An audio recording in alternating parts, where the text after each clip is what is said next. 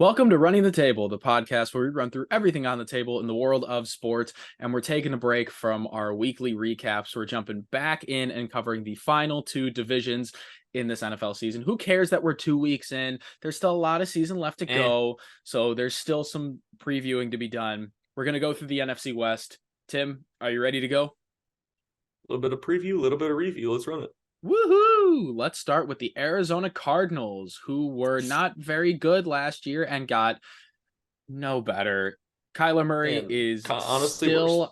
out with his ACL injury, and it's not a great situation overall. You kind of got between Josh Dobbs and Clayton Tune at quarterback, and if you want to win games, that is not a great recipe for success. But let's be real, nobody thought the Cardinals were going to be very good anyway. And they've competed more to start the season than I honestly expected. And maybe it's just Josh Dobbs is a little bit better than I give him credit for or gave him credit for. But at the end of the day, it's still the Cardinals in a very depleted roster. They were not good. They don't have their somewhat star-ish quarterback sometimes. Still don't know how to feel about Kyler on a consistent basis. I'll be interesting to see. Interested the experts to see what they look still, like when he comes back. Yeah, the experts still tend to think that Kyler Murray is better than average, like that he's a good quarterback. I mean, but what will he look like with Jonathan Gannon at the helm now? Like now you have a technically really like a new system with new guys, and he hasn't experienced that yet, other than whatever general work they've put in the offseason. I'm curious to see. Obviously, their team hasn't changed around that much in terms of no real additions. Zach Ertz is still he's still kicking it. He's still doing decent, but I don't know if he's really expected him to be. Yeah, and I don't think he's really in a great position on that team to be like a very successful guy. I feel like he needs to be more of a compliment than like a main guy. So I mean, he'll still get his receptions, but he's not really due for any massive games. I don't think. He might have one or two pretty significant ones against the right team, but at the end of the day, James Conner is going to be their big X factor, I think, in terms of whether or not he steps up big. It's not much of an X factor. Not really. When you talk about teams' X factors, he's not the guy that you really want to name as yours. You'd rather him be like a great complement to, the rest of the talent on your team. Marquise Brown is a guy that really is, again, for the top guy at that position on your team, not really what you want. Again, you'd really like him to be a great complement at a wide receiver too. So for the Cardinals to succeed at a higher level, I think they're going to need to, work on building over the next probably couple of years or so, still maybe the next year or two, if they do it well, of adding some of those key positions either through the draft. We'll see what they end up doing with the draft this year. Very well could be Caleb Williams if they don't trust Kyler with their future and they end up at the bottom. Because there is some significant talk about that. Which would be very interesting based on the situation that they're in currently. Which I don't understand, because they just tossed Kyler Murray a 5-year extension and made him one of the highest paid quarterbacks in the league. Which is why I don't really understand all that talk. But at the end of the day, if people think that Caleb Williams is that special and you have the opportunity to take him, then trust me, there's always will.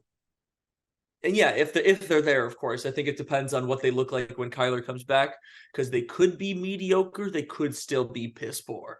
We don't really know yet. Or if the Texans blow chunks, because the Cardinals also have their first round pick. They got two chances. Yeah, so that you have two opportunities to draft a franchise quarterback, and if you decide to roll with Kyler Murray because you did give a large financial commitment to him, then you can roll with a guy like Marvin Harrison Jr. and get like the top offensive tackle prospect, or do whatever you want to do. Just whether it's a quarterback. Yeah. Because they already did go and get their new offensive tackle and getting Paris Johnson. But it's whether or not they wanted to continue to boost the line. It wouldn't hurt them to.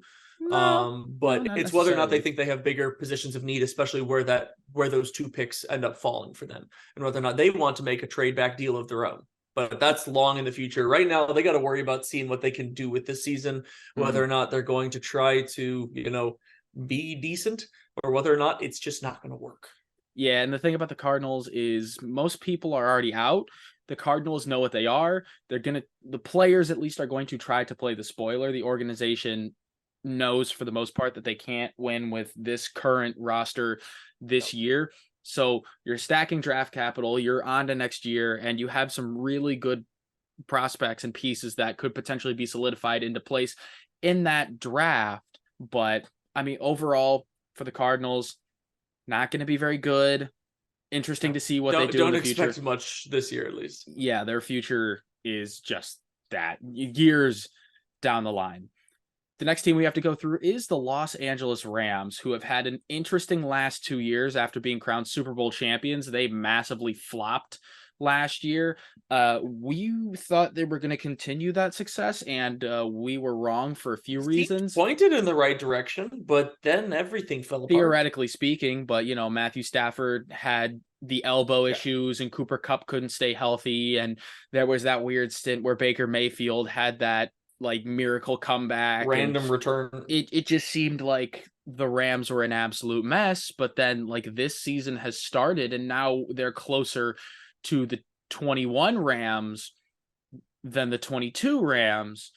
Because I think we just kind of forgot. Puka Nacua. Yeah. Puka Nacua has been excellent so far, and they trust him whether Cooper Kupp is in the lineup or not. It just helps his case in fantasy that Cooper Kupp isn't in the lineup, because through 2 weeks he's been smashing NFL records. But it's pretty evident that with the amount of stuff that Puka Nacua is doing for the Rams, that they're going to keep him in that large role when Cooper Kupp comes back, because they'll have him running Well, he's all proven sorts to of be routes. reliable. Mm-hmm. On the outside, they'll have him block. They'll have him run jet sweeps. They're not just using him as a slot receiver. He's not just truly a Cooper Kupp replacement during his time right now. They are playing him all over the field. Close to a Cooper Kupp replacement. And he's looked good all over the field. He's looked efficient. He, fights for yards. He's got very sure hands. And I think what you're seeing right now is we are truly realizing, at least for me, that the biggest derailment last season for them was the injury to Stafford. Keep Stafford healthy, and you are able to have, a moderately successful team, at least on the offensive side of the ball. Because defense, they're still relatively solid, good enough to, whenever you have Aaron Donald on the field, they're going to have, a chance at being a pretty decent defense. But their offense is what really was very spotty. And now also we haven't even necessarily mentioned the emergence of Kyren Williams, with them now just officially trading Cam Akers to the Vikings. Because again, similar to last year, sort of that mystery disappearance from Cam Akers, where no one really knew why right off the bat. Something clearly has just been happening on and off behind the scenes in that organization. They were able to, recover a little bit towards the end of last year. Cam Akers started playing again, and he looked pretty decent. But to start the year, all of a sudden he disappears again, and Kyren Williams was really stepped up. He's looking to fill that role, and that role is his now that Akers has been moved on from. Looking to be an every down back, and you're absolutely right. He's done in both the run game and the receiving game. Like you said, it really does help that Stafford's back. I can't emphasize that enough. And I think we forgot how good Matthew Stafford is as a quarterback. His ability to get the ball all over the field, be a gunslinger. Does he make his mistakes sometimes? Yes, but he does have the ability to carry a franchise when you need him. He did it for several years in Detroit and went to LA, where they put a good team around him. And guess what? You won a Super Bowl. And now you're kind of seeing shades of that back. You're not all the way back, but I definitely at the beginning of the year thought the Rams were going to be the 22 version. I've had to switch my tune a little bit and understand that, hey, this Rams team is probably going to be competing for a wild card spot, especially how open this conference is. I have them at 8-9. And that was after a few bit of tweaks. So I will say that. Granted, there's a lot of the season left, so there's still time for them to turn back into the pumpkin of 22. But, I like what they're made of right now. They hung well with the Niners, and there's no reason why they can't continue to do that going forward. Yeah, a big thing for them is, again, keep the right guys healthy. Obviously, if they can get Cooper Kupp back and keep him healthy, that's going to be a huge boost to them, because we all know, regardless of how well Puka Nacua has done in his absence, Cooper Kupp is still Cooper Kupp, and he's going to make a massive difference to that offense. But you got to keep some of those main guys healthy, because without that is what derailed your season last season. And as we've seen thus far this season, the injury bug does not care who you are. It will come after you in any and all scenarios. So they got to be real careful. And, at the end of the day, some of it's just getting lucky. Yeah, it absolutely is. Luck is kind of half the battle. I think we can say the same for this next team in the San Francisco 49ers, where most years they have been a Super Bowl caliber team when it either going back to like 2020, 2021, 2022, where they all had legitimate cracks at that Got great championship bell. rosters. And this team looks just as good and loaded for bear. It doesn't matter who the quarterback is, doesn't matter what pieces you have around. They're going to find a way to be good, top to bottom, offense and defense, first overall pick or last overall pick. It doesn't matter.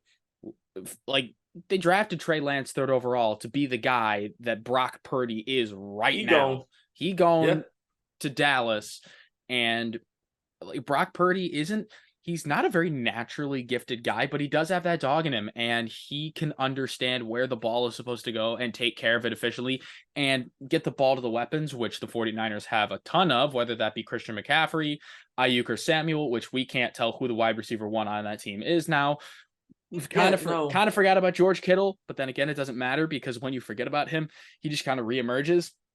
Like, that offense, and he's still the meanest blocking tight end in the entire league. So absolutely loaded. Lord knows that run game is better when George Kittle is in. So they're going to keep putting him out there, whether he's getting 2 receptions a game or 7.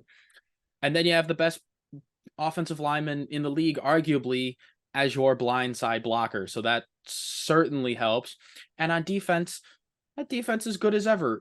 Like, if you have guys like Jimmy Ward entering out, and you got a Talanoa Hufanga to put there, you leave and get Javon Hargrave. You sign that defensive Clelin line Ferrell, is looking pretty mean. It definitely helps when you sign Nick Bosa to the heftiest non-QB contract in football. Keep him locked up for as long as humanly possible. Hey, as long as he doesn't end up susceptible to, the way these quarterbacks are with their massive contracts, where they sign their big contracts and then all of a sudden they forget what made them the highest, one of the highest paid players in the league, and they start stumbling. But you don't see that nearly as much with defensive players. Nick Bosa is still Nick Bosa, and this defense has talent from top to bottom. So if there's one thing that you don't have to worry about with this team, it's that defense, because not only are they talented, but they're deep. So even if they do end up with some on and off injuries, they have guys that can hold down the fort pretty much across the table. So they're excellent at developing talent on both sides of the ball. Just don't look at their salary cap situation in the next few years, and everything's great.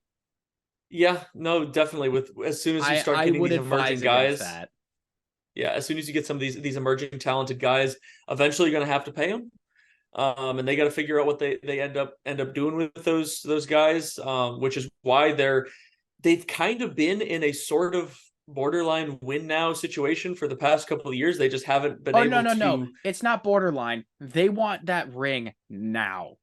And I'm saying, well, that's what I'm saying. Now, like, they're really left with no choice. They've been in the situation to win now for the past couple of years. It's just been the wrong piece essentially falling off the wagon, because they've had all the pieces. I mean, but now they really don't have much of a choice, because you're running out of time before you have to make some significant shakeups to this roster. Yeah, I hate to say that the window is closing, because I don't feel like that's an appropriate way to put it. It shouldn't feel like it. How this team has been able to rebuild, reload, develop talent, and draft well, and also be savvy in the free agent market. The window is closing on this roster. They're not closing on the organization, but they're going to have to make some shakeups, and then it's who knows what they're going to look like afterwards, and can they keep that level of success once they have to figure out their contract situation. If you get that 6th ring this year, nobody's going to care. No, not at all. But can you finish the job, or are you just going to run into the Rams or the Eagles or maybe Dallas? Or 4 different injuries. I'm no sure. Quarterbacks. Yeah. Listen, something has derailed it year after year after year, and I think that just proves to anybody that getting to a Super Bowl and winning a Super Bowl is really freaking hard. It's really difficult, especially they made it in 2019 and haven't been back since. Yep, especially the with infamous Jimmy Garoppolo trotting out in the fourth quarter oh video. my god. The clock is ticking. The Super Bowl window Yeah, doesn't stay open forever, so it's really do or die. But I think this team has the potential to be the best out of all of them in this certain title window.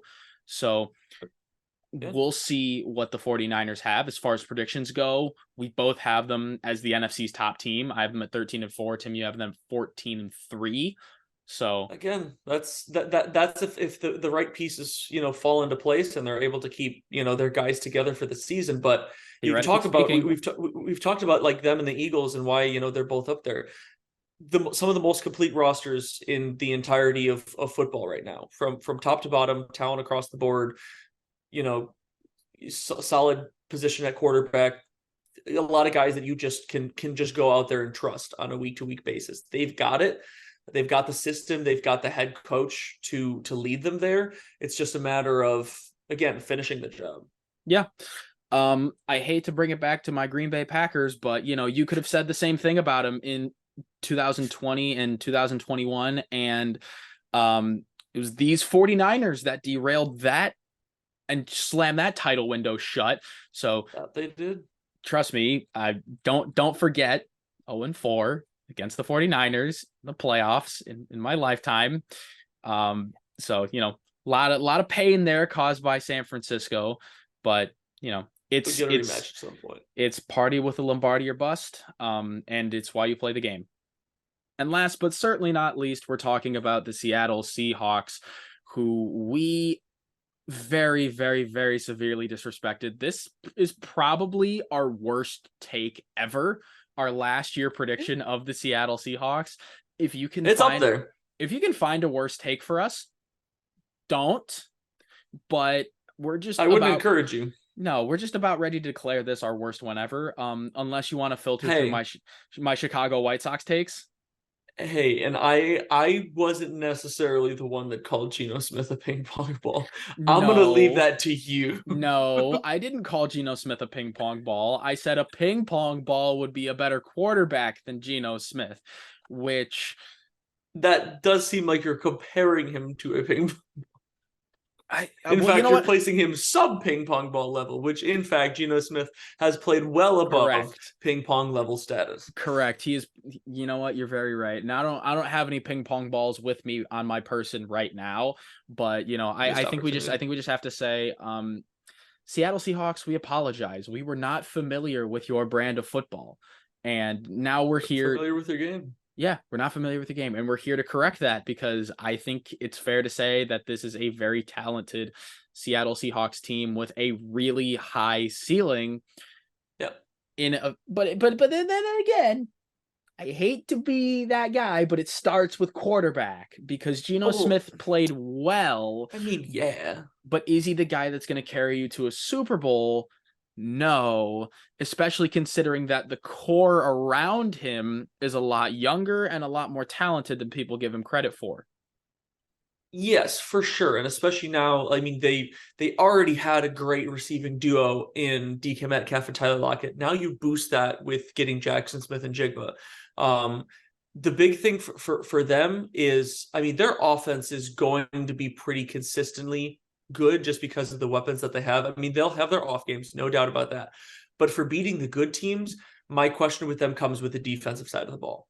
With their most recent game, we see what is seeming to become a habit in these Seahawks Lions game now, where defense disappears. That's something that if the Seahawks want to be a competitive team against these better teams in the league, they can't consistently let that happen. They're not always going to win overtime shootouts of 30 or more on each side. So if they want to really compete not only in the NFC but in the playoff sphere in general, they've got to knock down some stuff on defense. Which, I mean, you bring back Bobby Wagner as another guy to hold down the fort. You've still got guys like Jordan Brooks. Their secondary with guys like Quandre Diggs, young Kobe Bryant, and Devin Witherspoon, Reek Woolen.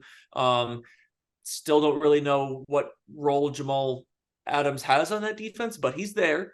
So they've got the guys to do it, but they haven't looked that good lately. So I think that the key to their season, because they're a team that, like you said, has that high ceiling, but they also feel like they have a low floor when they're not playing well. When they're not playing well, it does not look good. So they are going to be susceptible this year to losing some pretty mediocre games that they should win, and that's why you and I both have them pretty middle of the pack, but like borderline playoff teams. No, I think this can be. I think this should be a playoff team. I think a return trip to the playoffs is pretty appropriate. I mean, I'm pretty in on their defense, especially that secondary. I think that secondary is absolutely nasty, regardless of what role Jamal Adams plays or not. I think Jamal Adams just has to stay healthy. Bringing back Bobby Wagner is going to be awesome for these young guys, which makes me even more in on the defense. Even if he's not what he once was, he's still a very talented football player, but I think he'll provide more off the field benefits, like as compared to on. I would consider him to be one of the most, valuable veteran linebackers in the league in terms of his experience, his leadership capabilities. He is what you want on and off the field leader on the defensive side of the ball. So as of last year, where I chose to be pessimistic, I'm going to be on the other side. I'm not going to make the same mistake twice, especially with Pete Carroll being in the league as long as he has. I mean, is he getting a little long in the tooth? Yeah, but coaching experience is invaluable, and I think he's been there. I think Seattle has the opportunities to play about as well as any team in the NFC. So I believe on their good day, absolutely, they hit their stride at the right time. They could really shake some stuff up to their ceiling than their floor. So if you told me this team was going to make a surprise run to the NFC Championship game, I wouldn't put it past them. Although I will say, if you told me, hey, the Seahawks end up missing the playoffs, fine. Again, also possible. That's the thing with their team, is like, it really just depends on, are things clicking or not? Because they are a team that when it's clicking, everything is clicking. But when one wheel falls off, it kind of feels like all of them do. Kind of hard to drive a 3-wheeled car, but it can be done. Motorized tricycles do exist. Yes, they do. But that's all we got for our NFC West preview. If you want to watch our other previews, you can do so. We also have recapped every single week of NFL football thus far, and will continue to do so. We have a ton of content on the channel, regardless of what sports you like. You can find us mainly on YouTube, Spotify, and all other podcast platforms. So if you want more from us, let us know. And until next time, we out.